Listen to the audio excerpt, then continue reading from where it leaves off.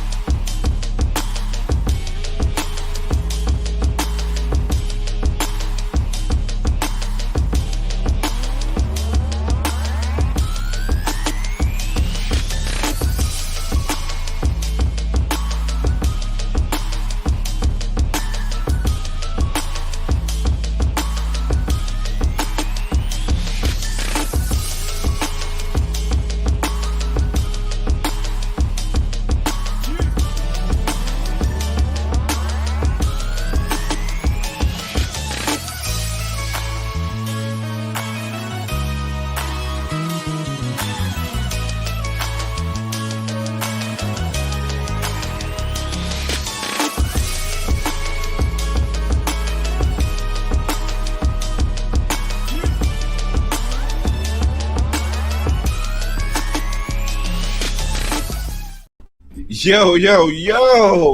Welcome back to another episode of Blerd's Eye View. I'm your favorite host, and this is your favorite Blerd podcast crew. Thank you for tuning in, and remember to hit that subscribe button on YouTube for the latest news, reviews, and laughs as we follow us as well on IG.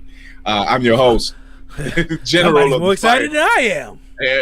I'm your host, General of the Fire Nation, Chris Fury, and with me is the Hooded Hokage, DC. What's going on? The hell? Okay, hey. Yeah, It's a new one for me. I'm a yes. Hokage. You can't say that too fast because you sound like you're saying your whole cake. It's been a day. Hey, if y'all don't know, the Black Panther DLC dropped, and it's a movie. Yeah. I was going to ask you about Avengers? That. Oh, man, it's beautiful. But that ain't what we're here for today. No, before we get into that, we got a special guest today. Special is an understatement. You gotta put some respect on. I don't know how else to put it. But we have a legendary actor, writer, director, and playwright. Ted Lange joining us. We'll be discussing some of his best moments in classic television, such as Love Boat. IMDb is insane. I couldn't count. It's like 77 acting credits, 26 as itself, like 67 thank yous. It's just a lot. Oh yeah, he's directed, he's wrote. And I mean, he's worked on shows like Moesha, Eve. He's been on Family Matters. It's endless. It's endless. He's had an extensive library of playwrights under his belt. Is now at 25, and we'll discuss his latest project, Shakespeare Over My Shoulder. But before we get to him, DC, what have you been watching? What have I been watching? Man, it's been a crazy week. Football. I've been watching lots and lots of football. It is football time. Yeah, preseason football, can't do without it. Football, Suicide Squad. Okay. The Suicide Squad. Sorry, I just can't say Suicide Squad anymore. The soft reboot. I think it's gonna ride. Very soft. Patrick Star was killing people. That's crazy. You know the usual. TV, Deadpool, the huge. Titans. Oh yeah. Titans season 3 is what I've been checking out. Yeah. The first 3 episodes was, man. No spoilers here, but then again, I might say screw it. But I'll probably I'll do a review for the webpage. But yeah, this season is bananas. It literally starts off coming out the gate. It's no secret they're definitely doing Red Hood, and Red Hood's being introduced. So it's no secret that's in the trailer. But my God, that was insane. In episode 3. Was not expecting that. Tearjerker. Yeah, it was. It really was. I didn't know I had that much invested. I cried for. Your sound went out. You got that short again. Yep, you got that short again. I bet you that's what it is. If it can, it will. Yeah. Am I back? Yeah, you're back. Okay, that was weird. Yeah, I knew it was going to be that short, but I that got third too many episode. screens up and I hit something, the wrong button. But that's the beauty of live, man. You got to be able to keep rolling. So I didn't think I would cry during the show, and like they killed somebody who I didn't think they were going to kill, and I didn't think I was going to care if he died, but I did because he kind of redeemed himself a little bit. And it was the way it went down. Yeah, man. Tomorrow, the only piece of news I'm giving out today is tomorrow's going to be a bittersweet day for me. Well, Disney Plus has the new What If series. Oh, yeah. And tomorrow's episode will be what happened to you? Like, there you go. It's fading back in. It's like I tried to get back into the other people's house and they wouldn't let me. You got to talk to Earl on that one. Yeah. But tomorrow's episode of What If will be what if T'Challa became Star-Lord, and this will be Chadwick Boseman's final acting credit. Well, it's his last round as T'Challa. This is it. This is his last voicing credit, last acting credit. This is it. Otherwise, I won't be watching it. Yeah, I gotta watch it because if it has any ramifications from what I've been reading, Still too soon. Yeah, because his death is right around the corner, literally. Next week, I believe. So it's going to be a bittersweet episode. Before we get to our special guest, we're just going to we're going to put a little commercial in here. Here's our little sponsor. You know what? No, we're not going to do sponsor. I'll tell you what we're going to do. You got to give that sizzle reel. Yeah, we can do the sizzle reel. Before we do that, shout out to Hellspawn Cosplay. He has a Kickstarter. His Kickstarter is for the proliferation of minorities in mainstream media, showcasing people of color and the proliferation. Oh Jesus, I ain't saying that. I can't even say that. Yeah, so here's a quick little excerpt that he dropped earlier this week. So here it is. Don't worry, kids. We're coming.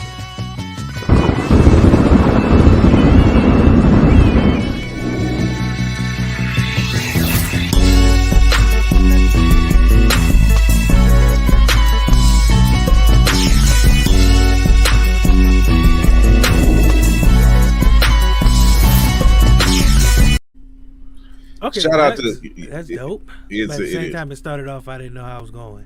No, yeah. So basically, he's been cosplaying as he cosplayed as He-Man about 2 years ago. The Black He-Man. And so super black afro. It put a lot of young black kids in a light. Like, I didn't know that I could do that because this falls in line with Cosplay Your Way and just basically in the whole cosplay community. So he managed to put forth an effort to do a Kickstarter, do several PSAs, and the money that's going into the PSA will make like animated features that what you just seen of other characters that he knows as well that cosplay as Masters of the Universe characters, and they will be putting the proceeds towards a lot of well-funded situations for kids, for people of color. to showcase people of color and mainstream media like superheroes, because we need more of them. We need to see more of us in that light. So, shout out to Hellspawn Cosplay. You'll be seeing a little bit more of him, and hopefully we can get him on the show for next month for the new season. His Kickstarter ends on the 24th, so if you want to check that out, I'll show that again before the show is over. But it's kickstarter.com/project/He-Man PSAs. So there's that. So without any further ado, I'm going to show this quick little sizzle reel for our next guest. Here he is.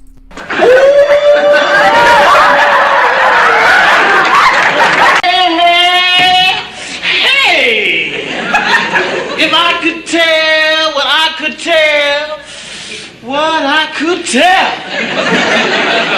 What can you tell, Junior? I can't tell. Just tell me, did you get that perfume I sent you for? Yeah, man, I got you Caress of Calla Lily. Caress of Calla Lily?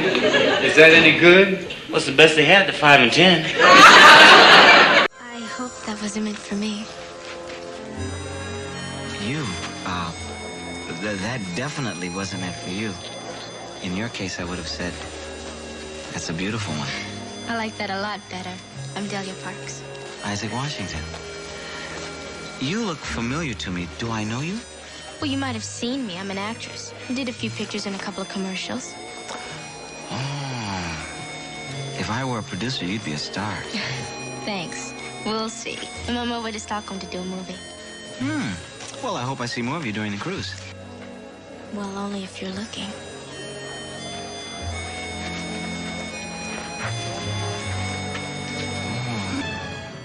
Let's practice.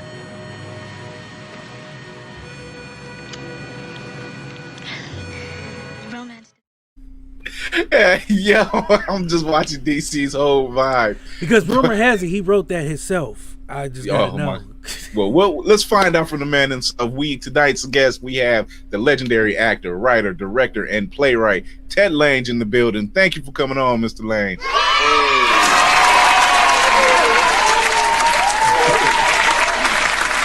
You got to move me off. Yeah, thank you. There you go.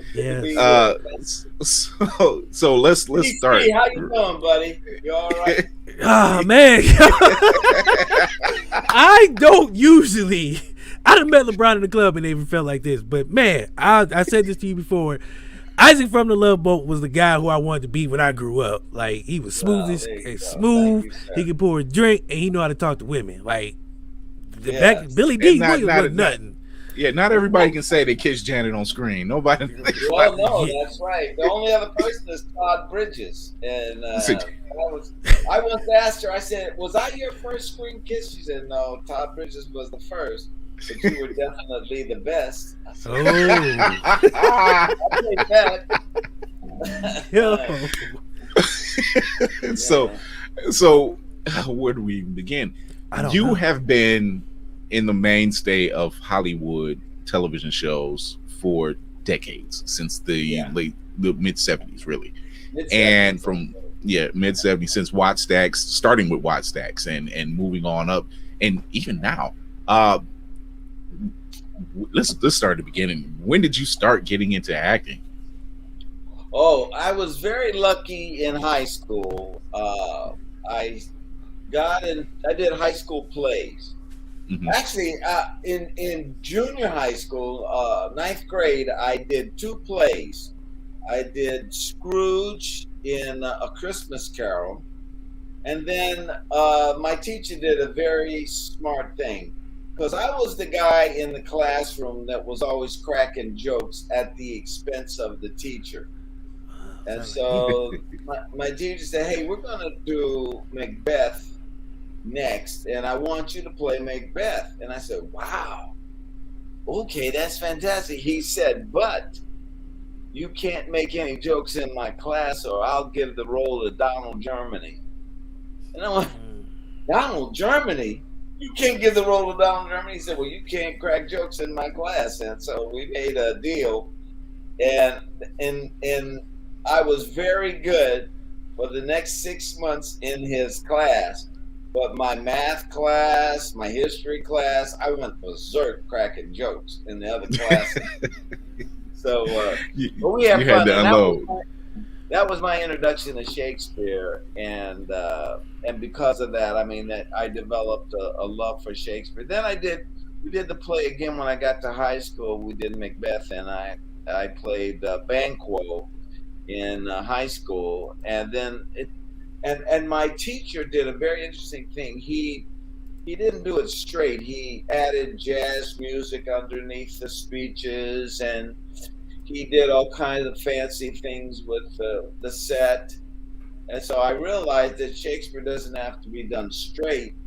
You know, you can interpret what the play is. And so that's what I've been doing the rest of my career, is whenever I do a Shakespeare play, I interpret it, you know, as opposed to just doing it straight. So like, okay, so you mentioned interpreting your spin basically on the Shakespeare play, correct?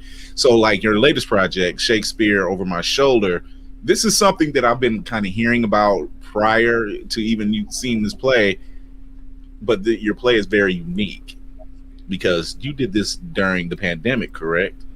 Yes. Okay, absolutely. And this is currently on YouTube, and I've watched this thing, and you know, I've heard the story before about Shakespeare not being the original author of many of his plays, and that these four a mystery that's been going on for 400 years. You know, I mean, it started during his time because people said, "Did you write this?" He goes, "Yeah, I wrote it," and they go, "I don't know." So there's a lot of different books, and the three main guys that I put in my play, Christopher Marlowe, Francis Bacon, and Edward de Vere, are the other three contenders as the possible Shakespearean writers. So what I did is during the pandemic is I wrote a play around that theme of, and I did a lot of research on it. And so I added in the research, I added in all the elements that helped to tell the tale. Christopher Marlowe was supposed to be a spy, and they think he turned up in Italy. And so, because he died when a lot of the plays were being done, but in a sense, you have to think of it more like witness protection. You know, mafioso guy gets, you know, taken out and say, well, he's dead. But then stuff keeps turning up. Well, that's what they attributed to Christopher Marlowe. Then they also did Edward de Vere, because Edward de Vere, some of the things in Hamlet actually happened to Edward de Vere in his life, and they think that that was him trying to tell you it's really me. So my premise is that all three of those guys, along with Shakespeare, you know, were involved in the writing of the plays. And if you know anything about the human character, you know, if a guy is standing out front and he's the face of the group for a while, unless it's Milli Vanilli, I know that's a reference you guys don't know. I get that reference. We get that reference. Well, we can sing. You know, Milli Vanilli, we can sing. And so they wanted to really try to swing. Yeah. And so Shakespeare said, you know, at certain points, you know, I can write. And so it's a very fascinating subject. And so I decided to write about it, just to, what my whole goal is to hip Black folks to different things that we are kind of left out of or we don't know about. I wrote a play about Paul Laurence Dunbar. We were talking about that earlier. Right. Because he's one of the main writers that was a crossover writer, Black American writer in the turn of the century, 1800s to 1900, was Paul Laurence Dunbar. Now, to give an example what Dunbar is about, if you know Brer Rabbit and Brer Fox and all of that, that was written by a white guy named Joel Chandler Harris. Dunbar turned it around so that it was a positive, writing in that vein. And so if your listeners will look up Paul Laurence Dunbar, they can see some of his poetry. But I wrote about him because I met some actors that didn't know who he was, and I wanted to explain his contribution. But that's what I do. So I write a play about George Washington, and I write about his favorite slave, William Lee. William Lee was with George Washington every day of the Revolution, carried his spyglass, went into battle with him, did all this stuff with George Washington. He ain't in the history books. You know, there's very little written about William Lee. So that's what I do. That's my thing, is I want to turn Black audiences on to Shakespeare, and I want to educate us about some of our historical figures that we know nothing about. I think that's a thing. What we've noticed is 2020 has been what I've called the year of the awakening. Like, you know, you couldn't do anything, but it seemed a lot of information about Black people was really starting to come to the surface. You know, things that we didn't know about, like certain lakes in the countries in this country that used to be Black towns, you know, stuff like that, you know, and there is so much more information that comes out. But dialing back, as you've seen in the sizzle reel, you played Junior and That's My Mama, and you was in pretty much one of the main character, a reoccurring main character in that show, and obviously you was the main character in the Love Boat.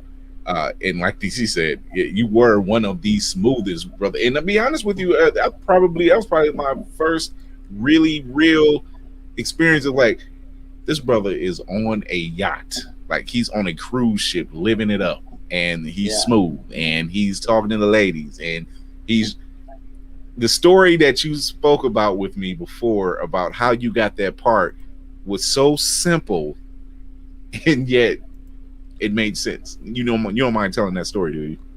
Is this about doing the different things and they picked me for it? Is that the story? Yeah. Where, I did That's My Mama, which was on ABC. Then I did another show for ABC called Mr. T and Tina, which was Pat Morita of Karate Kid fame. Oh, yeah. And he and I had a great rapport. And they were trying to develop a television series for Pat and I. And ABC TV had done a Love Boat pilot, the first pilot. There were 3 pilots. And they did the first pilot, and they didn't like anybody in that pilot. So they kept the ship and threw out all the actors and said, let's start again. Okay, we got the idea. Let's put some new people in it. So me, Bernie, and Fred, which is Gopher and Doc, and Isaac, that's when we met on the second pilot. So we clicked immediately. The 3 of us had chemistry. And that's something you can't buy, Chris, when you have chemistry with an actor. And so the 3 of us, we clicked, but the captain wasn't strong, and the girl playing the cruise director wasn't strong. So we did a 3rd pilot. And then the 3rd pilot, that was the one that everything came together on the 3rd pilot.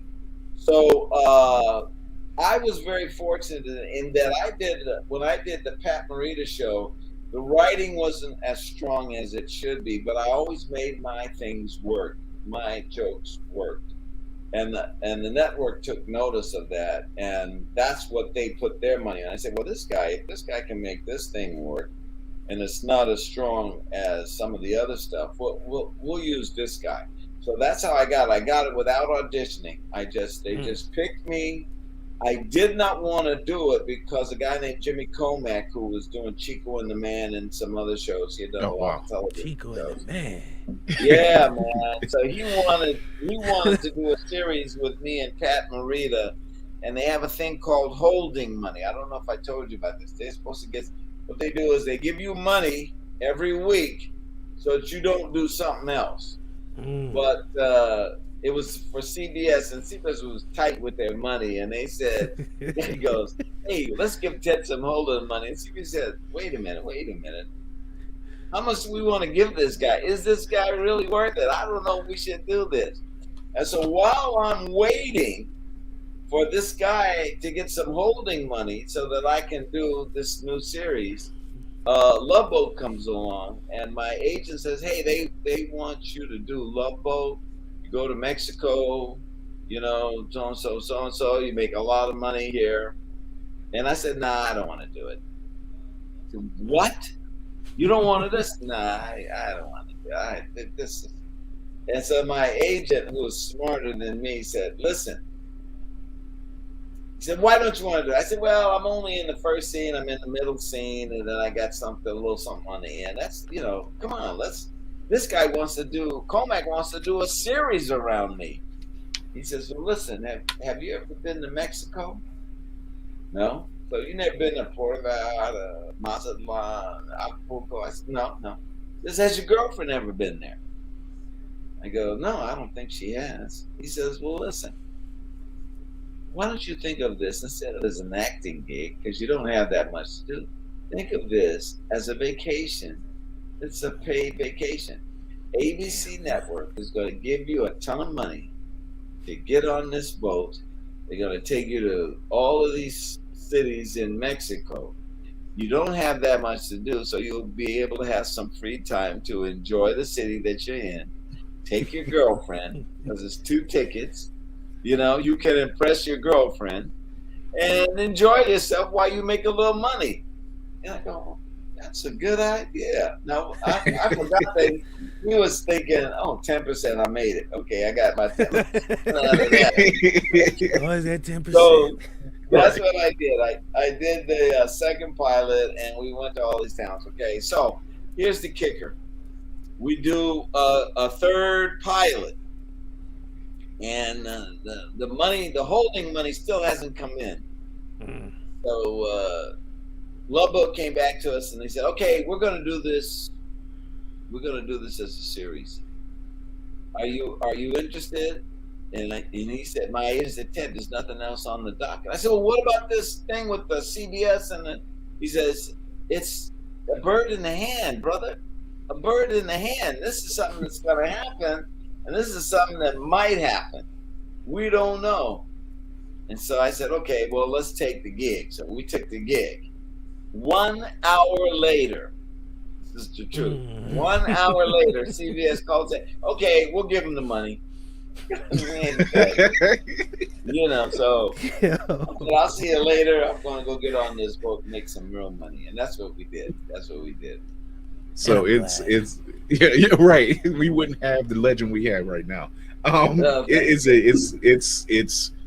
like I said, it's impressive what, looking at, like DC looked at your IMDb, I'm looking at the resume, I'm like, this man has done everything. A lot. It's like 77 acting, 28 directing, like just 26 of you, like on a talk show or something like that. I was like, man. Yeah. It's what that is? Let me just tell you guys. See, here's the deal. Particularly at that time when I was coming up in the 70s, there weren't that many jobs for actors. I mean, you've seen all the movies. There's a handful of movies in the 70s. So if you were going to be in show business, you had to be able to diversify. So when I was on Love Boat, I started directing and I started writing because I didn't know where it was going to hit. You know what I'm saying? I didn't know if I was just going to be an actor or if I would have to have some kind of backup. And I decided to learn how to direct. And so I started shadowing the directors on our show and asking questions. And when they would pick a shot, I would ask them why they picked it and that sort of thing. And I went to film school prior to that at the American Film Institute, AFI. And I started learning about directing. Now, the same time that I'm doing that, just so I could be in show business, there was a guy, I started taking a writing class at Warner Brothers, okay? And there was a guy in my writing class, and he said, hey, Ted, I got this guy, this TV producer, and he wants to do a series with me. I said, what's the series? He said, well, it's about a family in Chicago that live in the projects. I said, oh, Eric, get out of here. You think that white man's going to do a series about black folks living in the projects in Chicago? He goes, yeah, man, he's interested. He says he wants to do my series. My show is a series. I said, Eric, man, that white man's lying to you, man. You better just keep on writing and come up with a movie. He said, well, I do got a movie. What's the name of the movie? Cooley High. What's the premise? He said, well, I got these two guys, Cochise and something. I said, Eric, put some white people in this. You ain't gonna sell that. You know, you gotta put some white people. Thank goodness Eric didn't listen to me. Eric Monty did Good Times. He did What's Happening, and then he did Cooley High. You know, I mean, he did Cooley High, and then that turned into What's Happening. But we all were, you know, in the beginning, a handful of black people that had aspirations to be in show business. And Eric's thing was, I'm not an actor, so I'm going to write, and I know how to write dialogue. And mine was, I'm gonna just learn as much as I can across the board. So if you said to me, well, we're doing a play, but we already got, you know, all the actors, and I said, well, do you have the director? Go, no. I go, well, I can direct. And that's what happened. I directed a play down at the Watch Writers Workshop called The Iron Hand of Nat Turner, and it was originally supposed to be Yaphet Kotto was supposed to do the directing, but he got a movie, and you know, that's the deal. So he left the project, and they needed someone to direct. And so and let me tell you how I got this directing job. Can I tell you this? Oh yes. I went down to the Watch Writers Workshop because I heard about they're doing this play, this slave play. So I'm an actor. Maybe I can get to be Nat Turner or one of the rebellious slaves or something. So I went down there, and while I'm sitting in the office, there's a girl named Frances on the phone, and she's saying, yeah, girl, you know, I love guys whose fathers are preachers. I love the son of a preacher, man. And I always end up getting mixed up with some guy that. So I'm sitting there listening. I'm not saying nothing. I'm waiting to go in and audition. So she hangs up the phone and she says, so why are you here? I said, well, I'm here to audition for Nat Turner. She says, oh, okay, well, they'll be with you in a minute. Now, where are you from? I said, well, I'm from Oakland. And I came down here to LA. My father didn't want me to come down here. He wanted me to stay with the church. But I told him I want to be an actor, and you know, he's a minister, and he wants me to stay in a church. And so I said, the girl said, your father's a preacher? I go, yeah, my dad's a preacher, and up there in Oakland, and so and so. And I direct plays up in Oakland, and I act in plays, and I've written a couple of short plays, right? So Yaphet Kotto gets a movie. He's off. So the producer goes, we got to find a director. And the girl goes, oh, I know a director, black director. And they said, who? It's this guy. His name is Ted so-and-so. They call me in. I interview for the directing job. I get the directing job. Now, I know the Lord was looking down on me, shaking his head, going, and I said, well, it was an opportunity, and I know you wouldn't put anything in front of me, Lord, that wasn't an opportunity. So I ended up, so she and I dated for a little while. She was cute. She was wonderful. She was fun, and she helped launch me in a certain, you know, direction as a director. But that's what I did. I did a lot of things that were, you know, I did it for free or for no money just to learn the craft, you know. So I would write things for free, or I would direct plays in, you know, hole in the wall, somebody's garage, or in a big theater, whatever I could do to learn my craft. And then once I learned my craft, then I was good as gold, because then, you know, I knew and I understood from the accumulation of what I was doing, whether it's a director or whether it's writing or whether it is acting, what to do and how to do it and how to get performances out of actors and things like that. That's a great story. I just knew you were heading to that direction with the Issac Washington strikes again. Yeah, there you go. He's on it.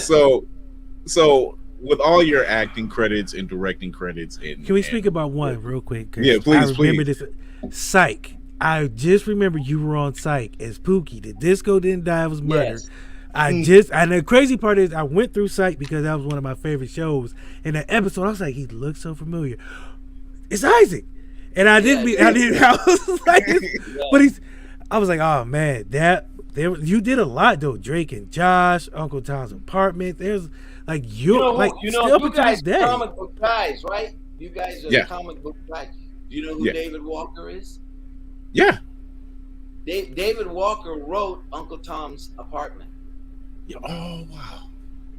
Did you know that? Wow. Yeah, David Walker, who does world, all man. the comic books. David does all of the comic books, you know? He's a good guy. We had fun on that. Are we there yet? Like, you have a lot of shows that if people don't remember, like, I'm just looking at, like, it's like breathtaking because I see a lot of like, man, he was on that. Man, he was there too. It's like so many shows like you were there, and if you blink, you be like, is it? It is. Oh crap! Like again, yeah. It's like, man, you were everywhere. Yeah, you were and Gang of Roses. And part of that is because I could do a number of things. You know, I mean, I could act, or I could direct, or I could write, depending on what you wanted. You know, so like I've been in situations where they said we need someone to write this. You know, and I would say, oh, I could do that. You know, the main thing was I wanted to be in show business and just cover my bases, you know, Not only were you in it, but you stayed in it. Yeah, like you were like still like I'm like 2001. I mean, like 2021. Like you still have stuff that you're doing now as we speak. So it's like, man, from where you started till now, like your span.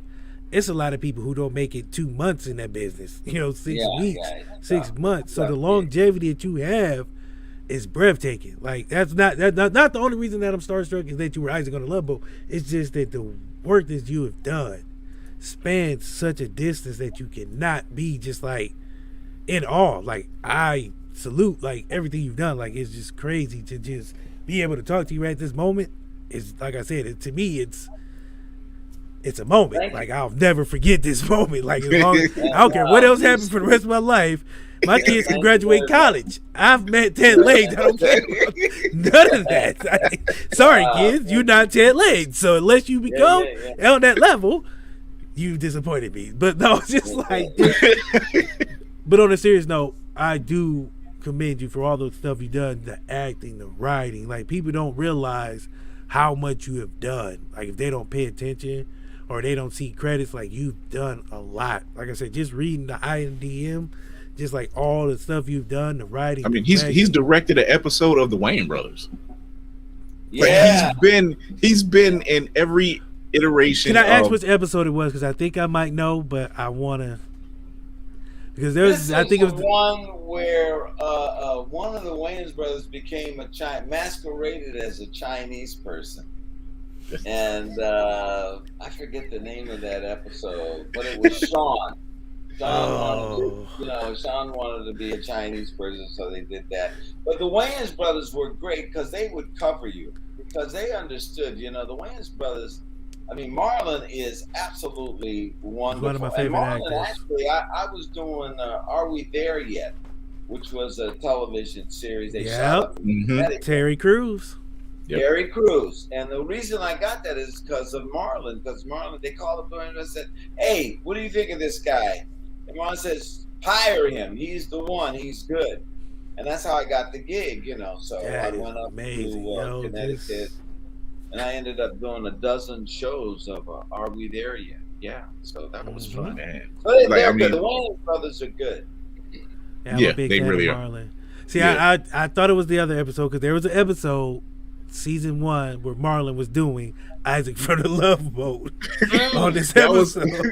That was season 1. Sean was on a date with his girlfriend, and Marlon was hiding behind a bar and he did his Isaac from the Love Boat impression. And I was like, well, see, it's funny because you also played Isaac on Martin for like 2 episodes. That's right. We did a thing with Martin. Man, so like you've always been in the lives. You've always been in our living rooms. There wasn't a time from the 70s to the early 2000s. You have always managed to stay. Still. Like, still.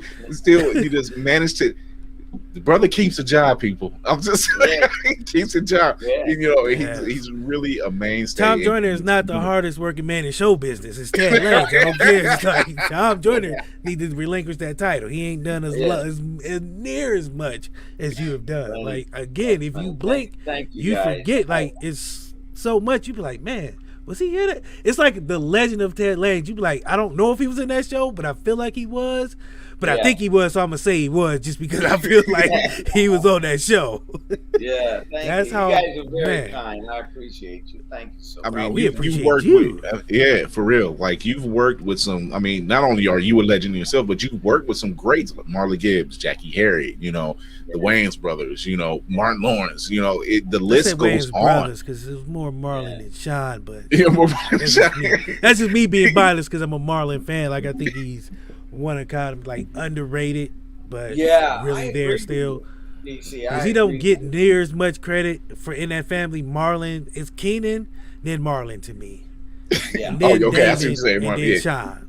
Like, Well, and you know what? Just as an actor, he's very cognizant of what he does. Yes. And I remember I was directing him on the show, and you know, you got to match. So when you open something and you close it, you got to know when you open the door and close it. Marlon was on it, man. Marlon was on it. And I said, wow. So when if you had to go back and do something over again, you were ahead of the game because Marlon took notes and knew exactly what he was doing, so you didn't have to worry about him. He was very, very good, Marlon. And a great guy. He was a great guy to be around. But him and Johnny Witherspoon, who's John Witherspoon, man, John Witherspoon, man, this guy, you know, we all started out at the same time. They were doing stand-up and I was doing theater. And Shirley Hemphill, you remember Shirley Hemphill? Yep. What's Happening? I used to go down to the Comedy Store and watch the comics. And one day this girl sits down next to me, and she and I are talking, and I'm just laughing the whole conversation. And then later on, someone says, and ladies and gentlemen, here's Shirley Hemphill. And Shirley Hemphill goes up on the stage, and everything she was telling me, she told the audience. The girl was doing her act with me in the back of the nightclub. Wow, this girl. And then she played my love interest. On Mumbo, Shirley Hemphill, years later. Oh my goodness. See, like I said, Isaac was the man. We got to do 6 degrees of separation of Ted Lange, because I swear at least 50 or 60 actors and somehow are connected to you. Like, I don't know how, but I feel like they are. Because you've done so much. Yeah. So it's safe to say. So your passion is obviously in writing and directing. Am I correct? Yes, but all three. I mean, I love to act. I was very fortunate that I found out I could direct. Not everybody can direct. Because some directors don't like actors. Okay? And I'm going to give you an example. Well, the first year of Love Boat, I had a director, and Pearl Bailey played my mother. And in this, she had to slap me. She and I get into a confrontation, and she has to slap me. So, and she had rings on her fingers and everything. Ooh. And she holds off and she goes, slaps the crap out of me. And I go, wow. You know, okay, yeah, we have to do it again. So we did it about 5 or 6 times. And then he says, you know, well, we missed this. We got to do it again. I did this about 20 times. Oh, Bailey slapping the crap out of me. And and when you're young and you don't know, you know, you go, yeah, I can do it. So I kept doing it. And so what happened is, Pearl Bailey comes up to me, she said, what's your sign? I said, I'm a Capricorn. Why? She says, no reason. I just want to know what your sign was. She says, you did a very good job, young man. Very good job. I said, thank you very much. We went to lunch, came back from lunch, and she had sent her assistant to Tiffany's, and she bought me a silver Capricorn medallion to wear. And she says, this is for you. Because she knew that the director was being mean-spirited, okay, by having me get slapped all those times. And they had it probably in the first 5 takes, but we did 15 more takes. So this director, I would notice he would, I call him back of the head Kynan. His name was Richard Kynan. Call him back of the head Kynan because he put the camera behind me. And then he'd shoot, you know, me and Jackie Smith from Charlie's Angels or something. And then normally you come around for a close-up and you say, oh, well, Ted, we don't need it. So, what are you talking about? We had the thing. He says, no, we don't need it. We don't need it. Don't worry about it. And so whenever I had scenes, when it's one-on-one, he would never cover me with a close-up or over the shoulder. He would never do it. So I call him back of the head Kynan because the camera would be back here. There's a lot of those, yeah. You know, and so I couldn't say, you know, why are you doing this? What is the reason for this? Is this a prejudice or something on it? So I never did that. But what I did was I would rehearse normally. So we would rehearse, blah, blah, blah, blah, blah. He'd put the camera behind me, and then we'd shoot over my shoulder onto whoever the actress was sitting at the table. So this is how I started out the scene. Anytime I had dialogue, I would be like this. So what do you have to drink? And I'm looking at the bottles on the bar. So what do you have to drink? And then I turn around and she said, well, I have a so-and-so, so-and-so. And I say, oh, so-and-so, so-and-so. Yeah, I got that. And then that's the only way, hey guys, that's the only way I was going to get a close-up. If I did and you know, looking at it, I could see that. Like, there was a lot of those scenes where I would see you would turn around, I'd be like, that's good acting. He is selling the bartender. Figure out how to fight it without, you know, going nuts on these guys. But yeah, he was kind of a mean guy. And so when I work with actors, I have a pretty good rapport because I understand the process and the problems that you have as an actor. And I know how to talk to you about helping you achieve what you need to achieve. Like I did a scene with a girl that was a beauty queen, and she came to me and she said, Ted, I read the script, and the script says I have to cry in the scene, and I can't cry. She was gorgeous. Gentlemen, she was gorgeous. She said, and so she hadn't been acting that long. And I said, she says, I can't cry. I said, I'm sorry, did I ask you to cry in this scene? She said, no, but it says so in the script. I said, hey, don't worry about the script. I said, what I need from you is to mean everything that you say. And I said, if in the process of saying you don't feel you mean it, stop, get it together, and say it like you mean it. That's all I want from you. Just say it like you mean it. Man, that girl did that scene and cried like a baby. But she meant it. You know, she meant it. And then started coming down. It's stuff like that. You know, you learn about a communication with an artist, you know, and that's the beauty of my job. Because some directors get jealous of actors or they're mad at it. That's not me, because I know what I can do. I know I can act, so I don't have to be jealous. I want you to look your best, because if you look your best, then then I take the bow. Oh, that guy can't act. That was because I directed him. Yeah, he's not. He said, well, he was really good. I said, yeah, that was me. Take the credit. There you go. Yeah, I'm taking credit. I'm taking credit for everything. You know. It's safe to say that, like, I mean, you're well-rounded is even an understatement at this point. You've been in Hollywood, like I said, since the mid-70s, and even now. And to have, like DC said, you are literally, Kevin Bacon ain't got nothing on you. It's 6 degrees of Ted Lange is the new phrase, and because you got to, because you cannot. I forgot about the Wayans thing. Like, I didn't even know, like, because you read the credits and then you be like, huh, but they go by so fast you don't really get to see them.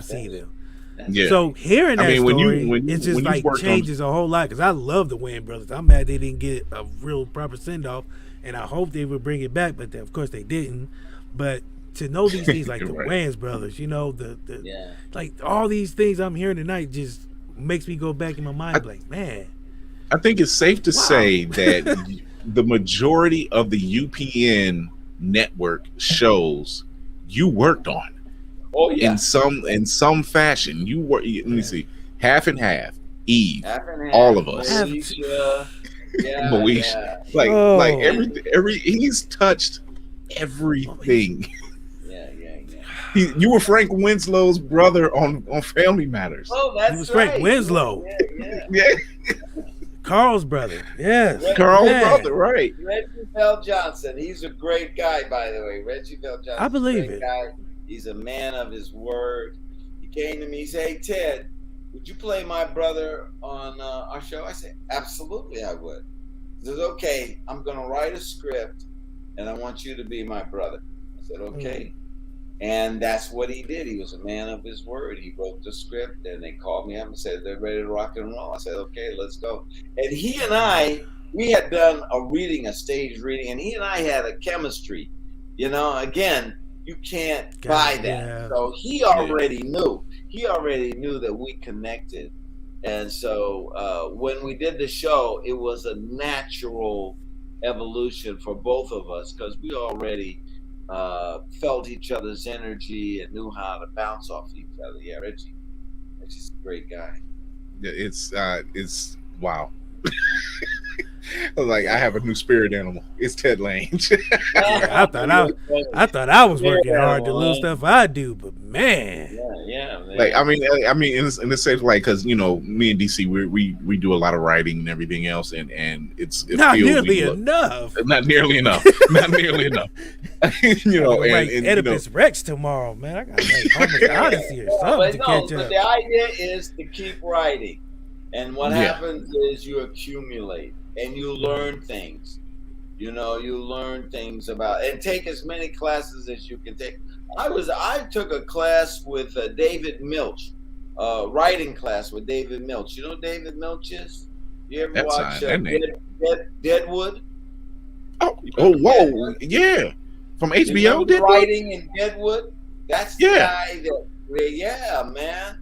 And so I always take classes. That was at Western, right? Yeah, that was Cowboy Show. Oh, Cowboy wow, yeah. And so one of our directors was working on Hill Street Blues, not Hill Street Blues, NYPD Blue. And David was giving a writing class to Yale graduates. He would fly out, because he went to Yale. He would fly out some students from Yale, and then he would teach them about writing. And so this black director's name is Paris Barkley. He said, "Well, why don't you offer this to some of the black artists?" And he said, "Well, I never thought about it." Okay, yeah, sure. And so then he came back to us and said, "Well, who wants to take a writing class with David Milch?" I said, "I do." So I took a writing class. And so one of the things, like he started teaching you tricks like how to open a scene, do the scene, and then how to close the scene. Okay. For instance, one of the things I learned was we don't speak in complete sentences. You don't say, "DC, I'm going to the store to buy some milk." What in real life you say, "Hey man, got to get some milk. Be right back." So you don't write. The information is the same, but you make it a character-driven thing. So so he started teaching us some of the different tricks that he uses, and one of them is like if you start a scene with goldfish, somebody's feeding goldfish, and say, goldfish sometimes called koi, and you talk a little bit about goldfish, then you get to the meat. I think this guy was murdered on Fifth Avenue, and we got to find so and so. And then you tell what the thing is really about, and then he has you come back to the goldfish. Putting more, You just say, don't give that koi any more food, he'll die. So it's bookend. So those are all the things that I've learned just by keep taking classes, keep taking classes, and then I put it into Black history. So if I write about George Washington and William Lee, or if I write about Mary Bowser and Jefferson Davis, I learned how to does this example apply to this Civil War story, or does it apply to this American Revolutionary story? You start getting an arsenal of weapons that you can use to best tell your story. And the whole thing is to keep the audience engaged. You just want to keep everybody leaning forward so that they're getting the information. You know what? I seen a video earlier today, and it's similar to what you were talking about. And the gentleman was talking about you don't want to write shoe leather in your script, and he mentioned Seinfeld as an example. He says you don't want to have Jerry Seinfeld go over and unlock the door and take the bolt off the door and everything else just to let Kramer in. He said the door was just always unlocked, so that way every time Kramer came in, he just bust in and he was always surprised. He's like, you're wasting 5 minutes to have Jerry walk over there and unlock. He said that's considered shoe leather. So I'm like, so it's funny that you mentioned that it's that same, it's unnecessary filler. Yeah. So yeah. Well, you saw that in That's My Mama. When I would come through the door, I had a signature, and so that people would look for me to come through the door waiting for that signature. He says, well, looks like we got out of this problem, Clifton Davis and Teddy Wilson. But we got the bad guys and so and so, and everything's fine. Then I would come through the door. Here come Junior. And they go, what is it? I said, you know how you guys figured out how to do the thing and think it is, and then you think everything's fine? Yeah. Well, it's not. You guys really messed up. That's what we used to do on the thing, Man. It's once again, like he's meant like That's My Mama. This is here. You work with Clifton Davis, and I can't remember the older gentleman's name, but they go on years later. Dave Wilson. Yeah, they go on years later to do Amen, or not Amen, but Amen. It was Amen. Yeah, it was Amen. That was the preacher Rev. Yeah. Oh man, mind blown because I love Amen. So it's like it's just Clifton Davis. It's so well rounded. I am so in awe right now. You? How you think? You? Listen, I just want to say this to your audience. On Amazon, if they want to read my trilogy of American historical plays, go on Amazon and look up Footnote Historians Trilogy. And that's 3 African American historical plays that have to do with our history. Footnote Historians Trilogy, 3 plays, and it's on Amazon. And I call it a footnote historian because when I was researching, you buy a book about George Washington and William Lee is in the footnotes. You know what I mean? So I gather all of that information and then I put it into the story. So I take something famous and then I'd show you how William Lee was a part of that moment. And then the other one, Shakespeare Over My Shoulder, is now also available on Amazon. And you can do that. Go on Amazon. And there are 3 Shakespearean plays in there. I did a prequel to Othello. So like if you don't know anything about Othello, you read my play, and I wrote it in iambic pentameter, okay? So I wrote it like Shakespeare would write it, but it preps you for the real Othello. In other words, I lay the groundwork for everything that comes up in Othello so that you don't get lost. You know what I mean? You understand exactly what's going on because I laid out Iago, Desdemona, the father, everybody, so that you see what's going on and you know what's happening.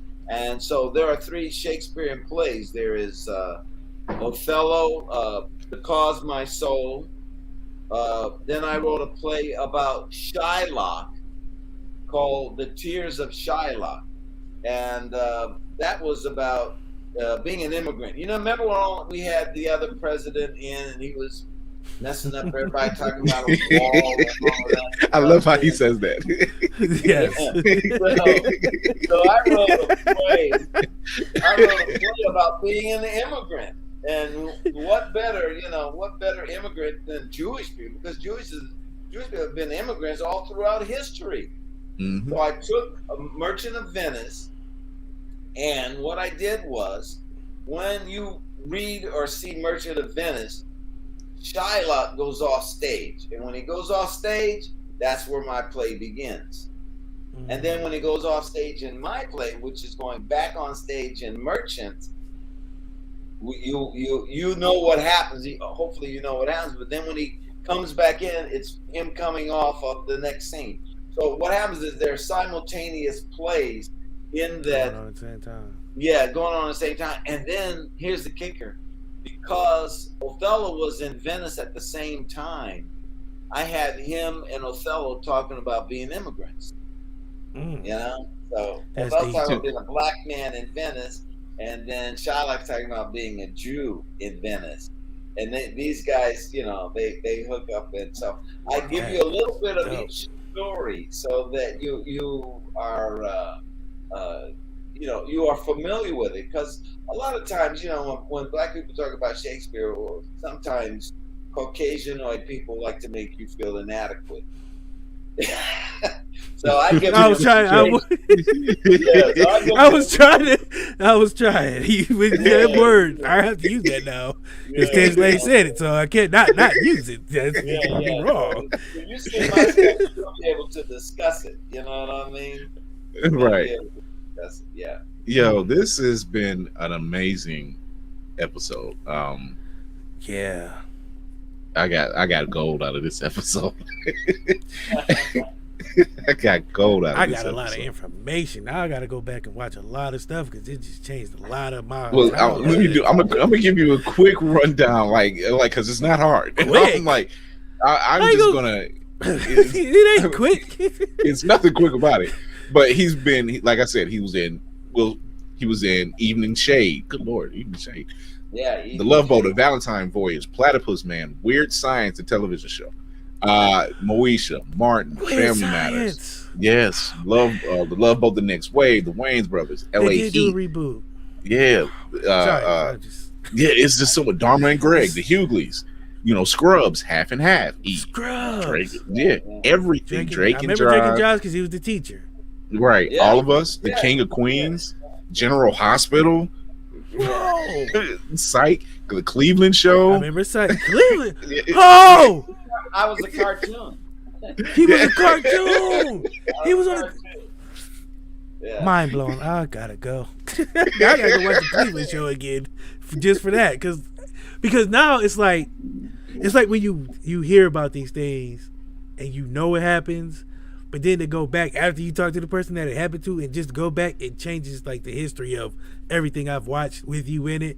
Now it just makes me want to go back and watch it again, because now it's just like, man, cool. The history. Ted Lange is more than just the breadcrumbs that Marvel leaves behind. He was Marvel, the loaf of bread. He was the loaf of bread. Like, there's a lot of people he fed. Like, not even joking. Like, just the acting, the directing, like you just said, like, a girl been only acting for 4 weeks, didn't know how to cry. You gave her one little speech and she was bawling her eyes. That's power. That is, because that's coach. Yeah. You can't coach how to coach. You know, when you, like you said, all directors can't direct. Yeah. We've heard about bad directors who just, people did not want to work with them, work for them, or do anything with them, and they just couldn't lead the picture. Like, that's a skill that not everybody has, you know. This is what I tell my actors. If I give them a direction and they say, why do you want me to do that, Ted? If I cannot answer the why, don't do it. Don't do it. But if I tell you why, you got to do it. Because I know why it needs to be there. You know what I mean? You gave him reasons. My deal is, because sometimes you'll be with a director and I'll say, hey, well, why? He says, trust me. No. No. Hey, tell me what, you gotta give me a reason. What are you talking about? Trust me, no. So jump off the bridge. That's what you're saying, right? Yeah. Well, tell me why. Is there a parachute? Is there a net waiting? Why am I doing this? So that's what I tell. I tell my actors. I say, listen, and then I tell the atmosphere. Here's the other thing. You know how the extras in scenes. Mm-hmm. You know, like you're in a church and there's a whole bunch of congregation in the church and stuff like that. I say, how many people are extras? And all the extras raise their hand. I say, no, you're not. You're not extras. You're actors, and you have to have a reason. Why are you here in this church at this moment?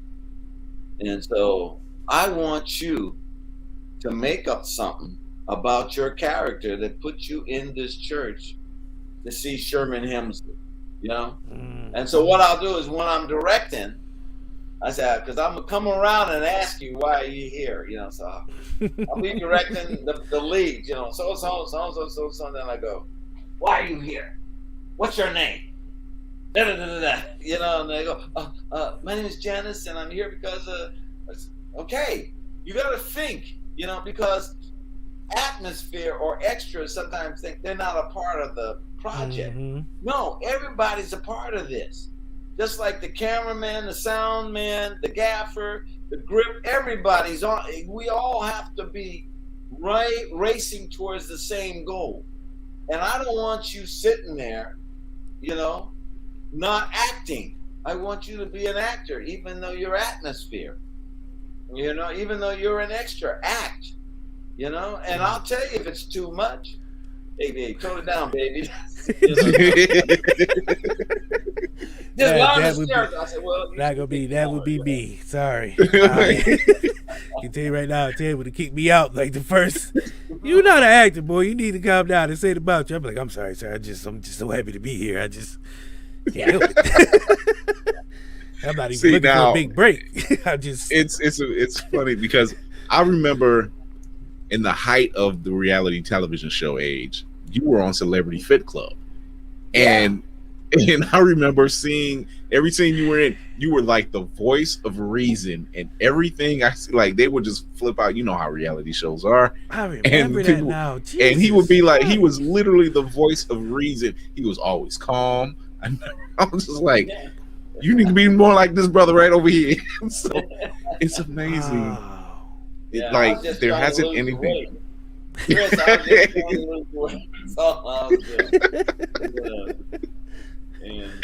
Oh man, but this was a great episode. It was great having you on. It truly was. We learned so much. Wow. I'm really, honestly, you've taught us quite a bit. Everything from the directing to the acting to the writing, just to the method. Like I got how great you were and how much you have done for people and how little I know about what I thought I knew, because I thought I knew what was going on behind the scenes, but you were there at every moment. And that just to me is awesome.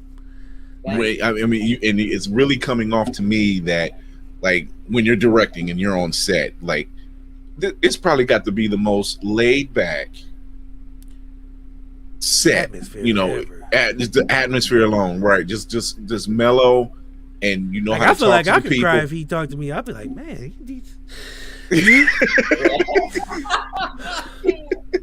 Well, thank you, gentlemen. Thank you very much. But it was a pleasure having you on, man. This is something we definitely will not forget. I already told you. Unless my kids go out here and get a Nobel Peace Prize, there's nothing. I've already gotten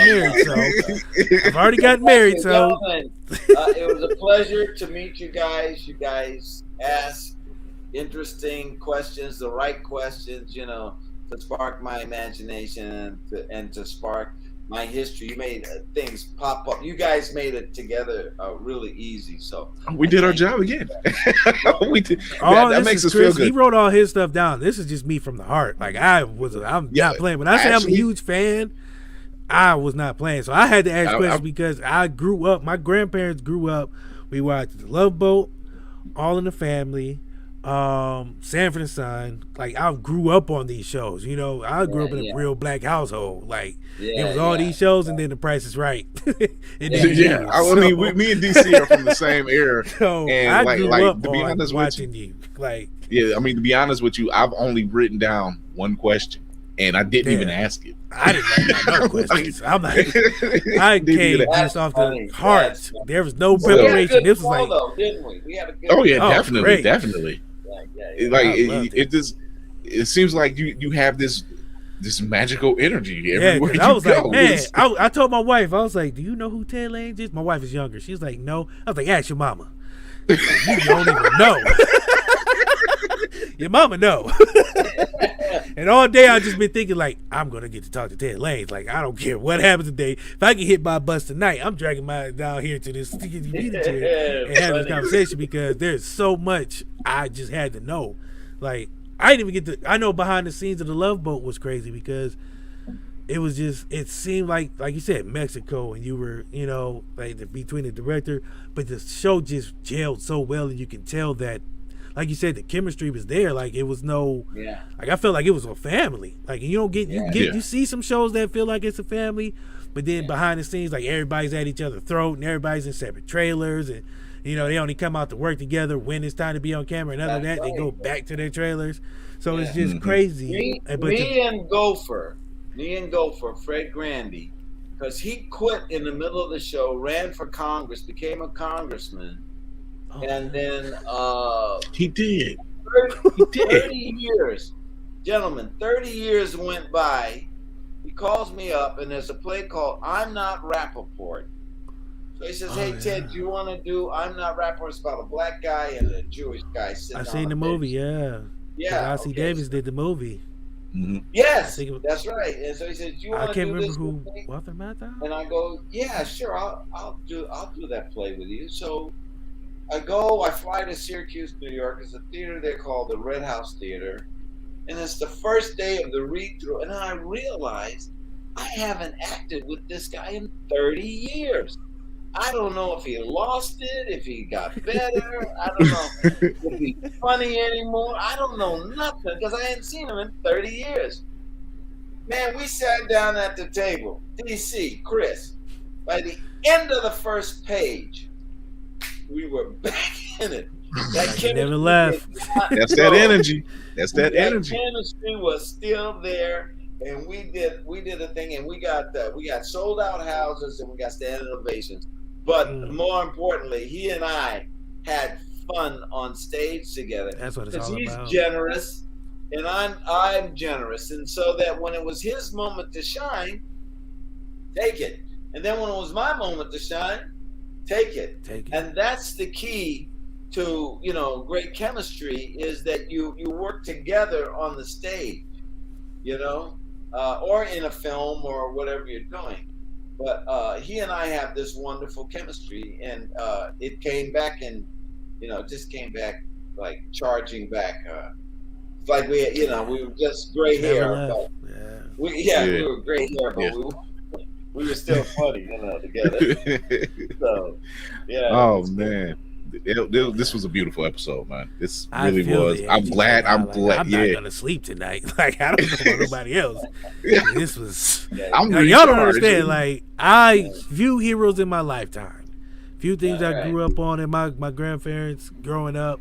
Few things I've did religiously. But The Love Boat, like I said, All in the Family, the show with Carol Burnett, like Sanford and Son, I grew up on these shows. In the Heat of the Night. Man. You know what I mean? These are black staples in my household. Like, my grandfather, he was part blind, but he still watched. You know, he still watched. And I just loved, you know. I don't think there wasn't a show that you didn't work on or direct or write that I hadn't seen. I'm looking at it. You've been in my child. You've been in my life my whole life, and I never even knew how long you were there. It's like, but I for real appreciate everything you have done and keep doing, and I'm a huge fan. And I don't normally geek out like this. I be trying to stay professional, and I think I've done a pretty good job. So I commend myself for that. All right, brother. You're doing all right. you, sir, have done a lot, and people need to realize that. Like, I hate when people see somebody and they don't give them their flowers while they're here, and then they wait till they pass away and be like, oh, Ted Lange was so great. No, tell him now, because he is. I'm big on that, and I'm big on showing respect and love to people who deserve it and who has worked so hard to pave the way for other people to be able to step in, not to their shoes, but into their shadows, and hopefully make their own path to make another path for somebody else. And you have done that. Like, through your career, you have made paths for people.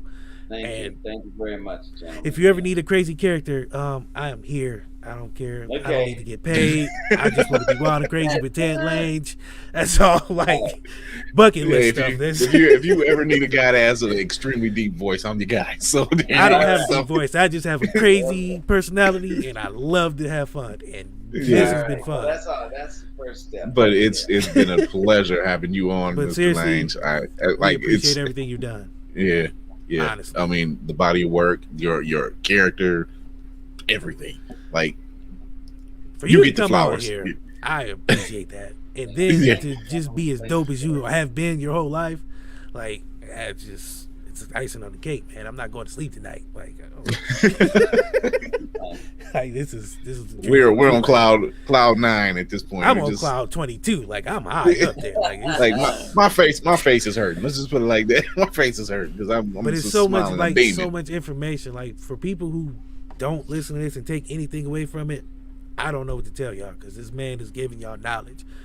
Shakespeare, William Lee, like, read these things and know this history and read his history. Like, he's done a lot. Like, it's just I've got 4 plays on YouTube. I got Shakespeare Over My Shoulder, The Tears of Shylock. I've got a Black Lives Matter play called Blues in My Coffee, which is, I will be checking that out. Blues in My Coffee. Check that one out. And I got some really good actors in that. It looks like it's a comedy, and then it does a little turn on the end. I like those. And 4 Queens, No Trump. Those are my plays on YouTube. So. Oh, man. I think I know where that one goes. Well, Mr. Lange, thank you for coming on. Any closing remarks? Oh, from me or from what? Yeah. Oh, you. It ain't about us. You guys just keep doing what you're doing. I see you in the comic books. I love comic books. You know, my kids are comic book fanatics. My youngest son has a comic book called Wally Fresh, and I think it's online. And then my oldest son, he started out doing comic books. He's doing something else now, but they're both artists. They both like to draw. So that was when they were growing up, I pushed them towards that. As a matter of fact, I'll tell you a quick story. My son came to me and said, it was right after Mother's Day. He said, Dad, I don't have anything to give you for Mother's Day, for Father's Day. And I said, well, what do you mean? He said, well, I spent all the money on Mom. And I said, well, I'll tell you what. And I had a comic book encyclopedia of Batman, of the TV show Batman, Adam West. And I said, draw me this picture of Batman. He said, you don't mind that I can't buy you something? I said, no, draw the picture of Batman, and that'll be my Father's Day gift. Okay, so he draws a picture and gives it to me, signs it. And then the next year, say, hey, Dad, can I draw you another picture of Batman for Father's Day? Yeah, she draw me a picture of Batman. Now, what happened inadvertently is he started taking art lessons. And you can see his evolution of how complicated and intricate Batman gets over 7 years. You see that he's learning how to draw. And so I did Who Wants to Be a Millionaire? The game show. Adam West was on the game show. So I take the picture of the first Batman and that he drew, which was Adam West on the cover of this Batman TV encyclopedia. And I said, Adam, and I told him the story of my son, so and I had him draw this picture. And so I show him the picture.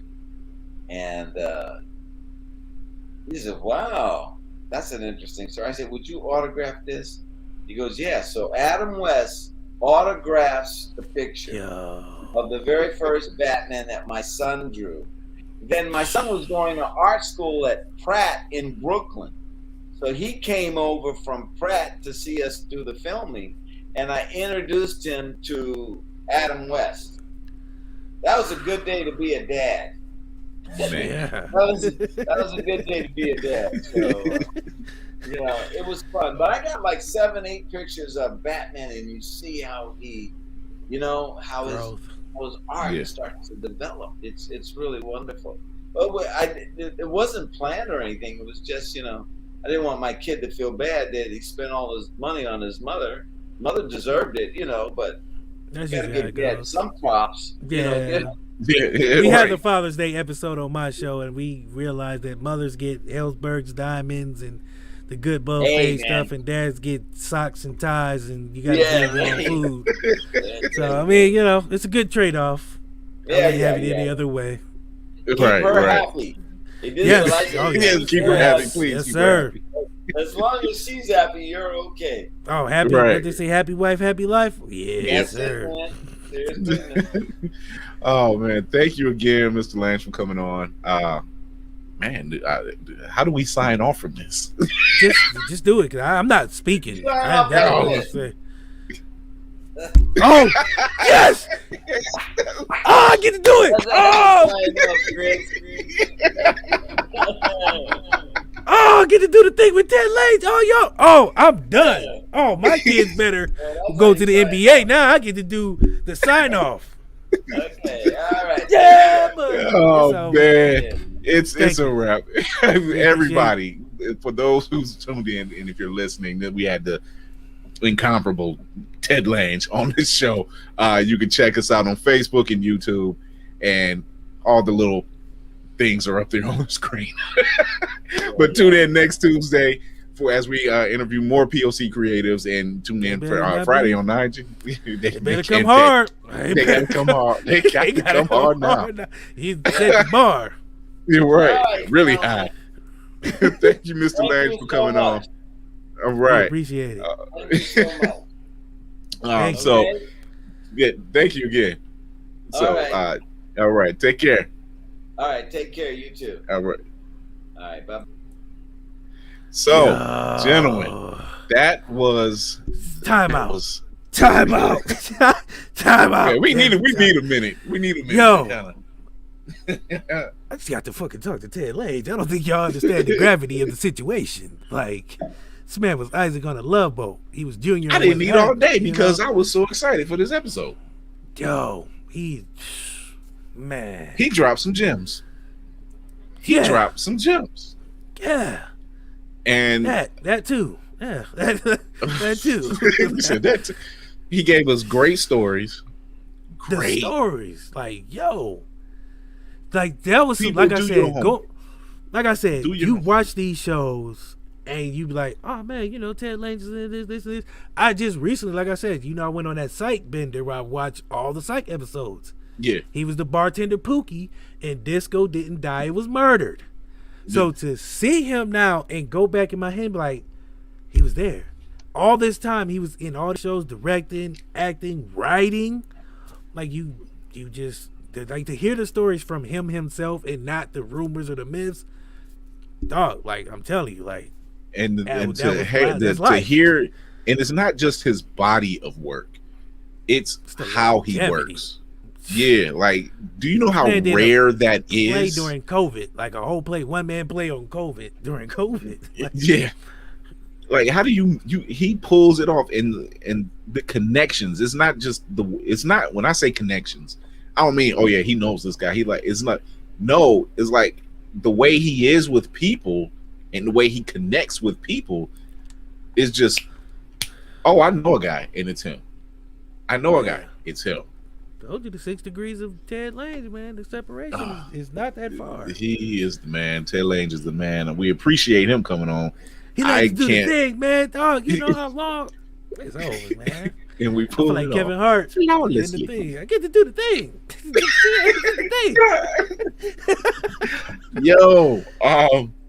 Yo, man, yeah. Our I don't next know what guest. to do now. Like, I don't know what to do now. Like, I literally don't know what to do now. We just talked to Ted Lange for like an hour and a half, and he was like the smoothest dude still. Like.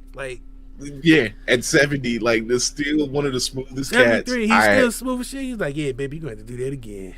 The line he gives about the girl loving the son of a preacher man, and I knew, I was like, and he pulled the line off flawlessly. But the man was like that. Yeah, it's amazing. This is like, one for the books. For this season, this is one for the books. Let's just end it here. Like, that's just the season ended right there. I don't want nobody else to come on and take his chair. I don't want nobody else to come sit in Ted's chair, man. Nobody can sit in Ted's chair till he goes back. Like, nobody is allowed in Ted's chair, damn it. Like, nobody. Oh man. Well, we might as well sign off and just bask in this. Cause no, I don't want to do that, man. I want to stay here, sit in Ted's chair, man. We got to look at the chair, man. If we get off here, it won't be real no more, man. It'll be fake. It won't be real anymore. I feel like it never happened till we watch this again, and I don't want to watch it again. I want to live in the moment. Ted said live in the moment, man. and we got to do the thing. That was the shit, yo. Wait, your wife is watching. I know she's gonna see you come upstairs. She's gonna be like, so, my energy's higher. He was like, Ted was like, we can sign off like this. Yes.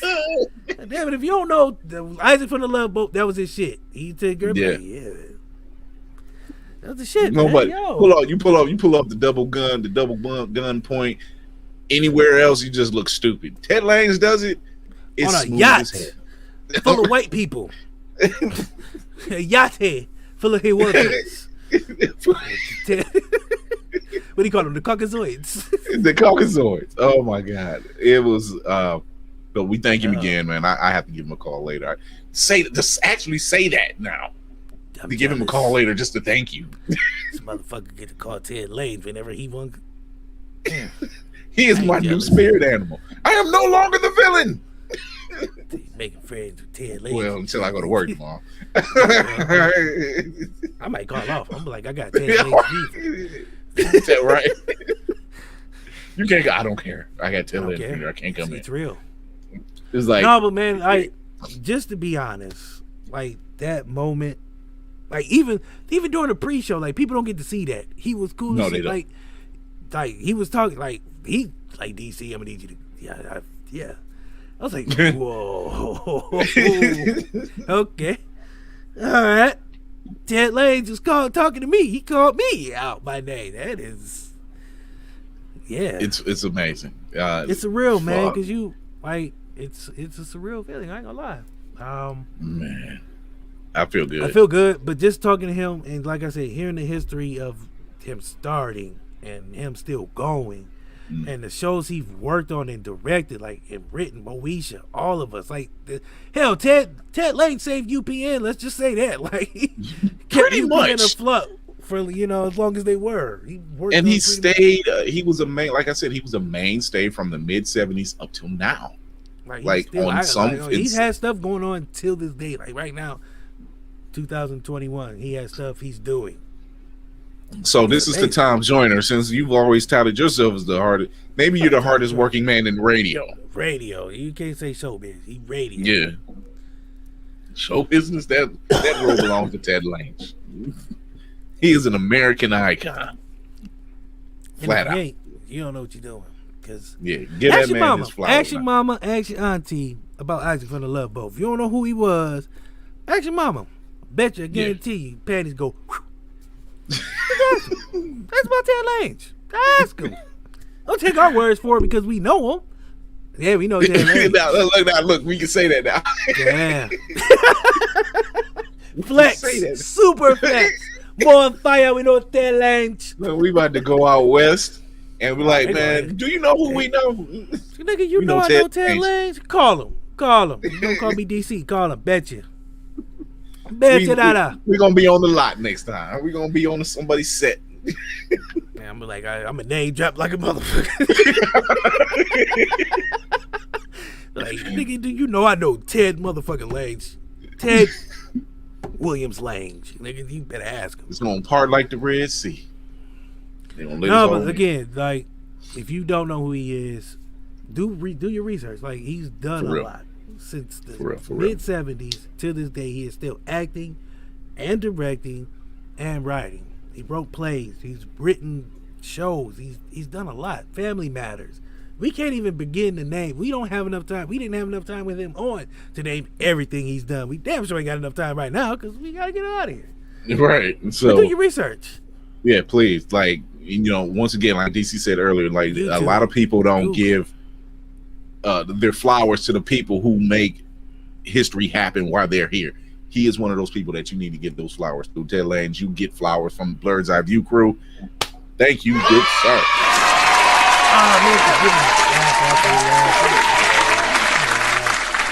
That's all. It's all right, because in all the excitement, we got this.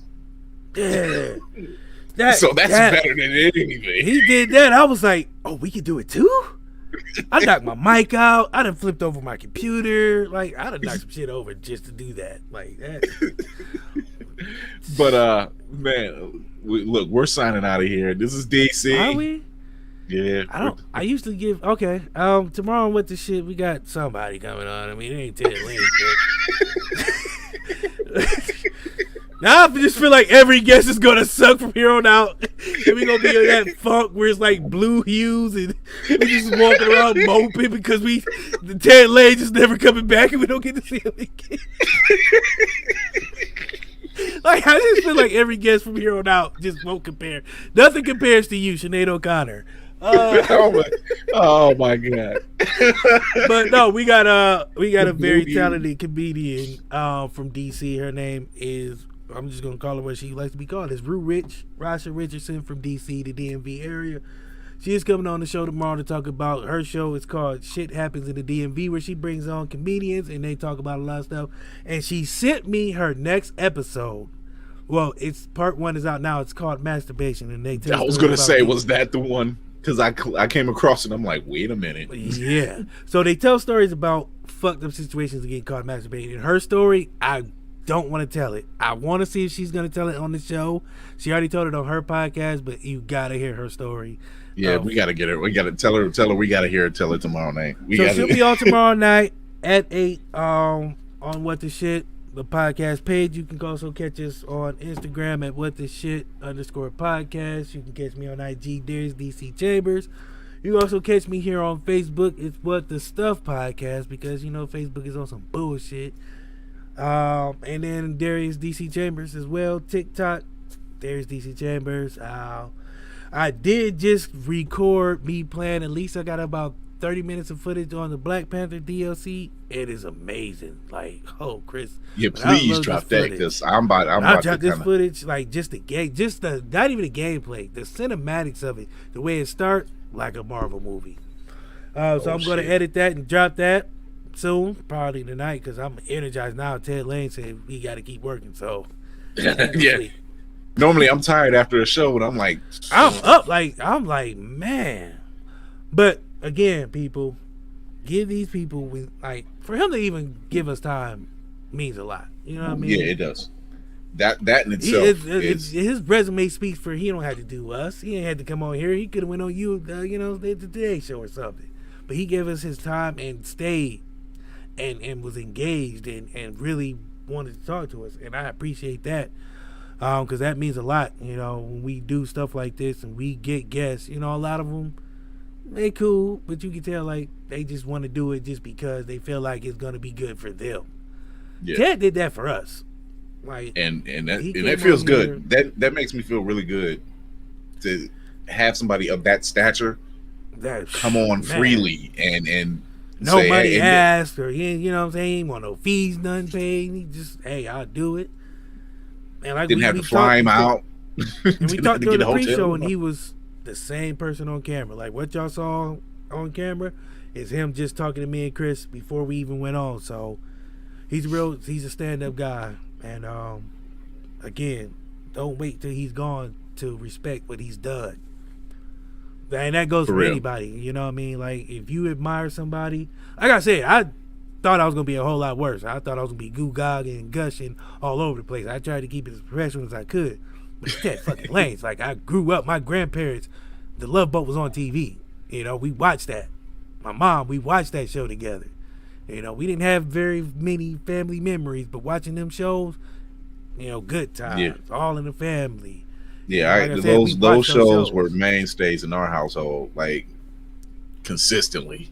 Like, just I'm awestruck for real. Like I said, I told him, I said, I'm gonna try to be as cool as I can once that red light come on, but you're you. Like, I can't, you know what I mean? I done met. Okay, let's put into perspective the level I feel like he's at. I met Pam from Martin. I met Tashina Arnold. Didn't act like that. Rosie Perez, Jerry Springer. Hell, I saved Jesse Jackson's life and didn't act like that.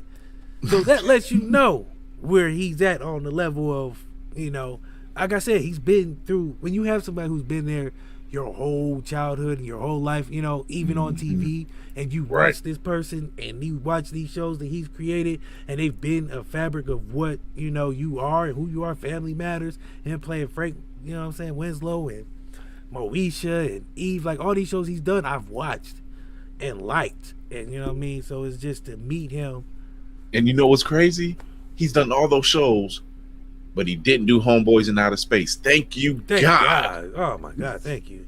If Ted Lange's name was on Homeboys in Outer Space, that would have been a different conversation. I tell you that. It would have been a lot more remorse around here. It would have been a lot more.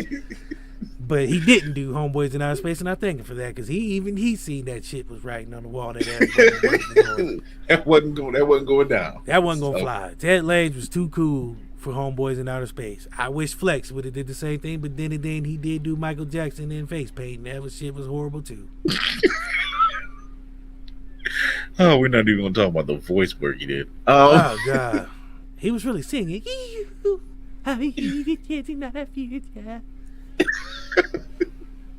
Oh man, so that's DC sign off. yeah. What the shit tomorrow? You can follow me on IG, Chris.Fury1, and on TikTok, ChrisFury1. You can also find us here every Tuesday at 8:30 p.m. Eastern. Hey, yo, the guest is coming on next week. Y'all got to come strong. I'm sorry. That's just what it is. Hey, like, look. If you watching this, you be like, damn, I got a fan on Ted Lange. You should feel that way. Exactly. You should feel that way. And don't sit in this chair neither. Right. So until next mission. You get the small chair, a little plastic one. Until next mission. I'm Chris Fury with my host and our special guest. We had DC and our special guest, Ted Lange, who, you got to give him that applause again, man. That was awesome.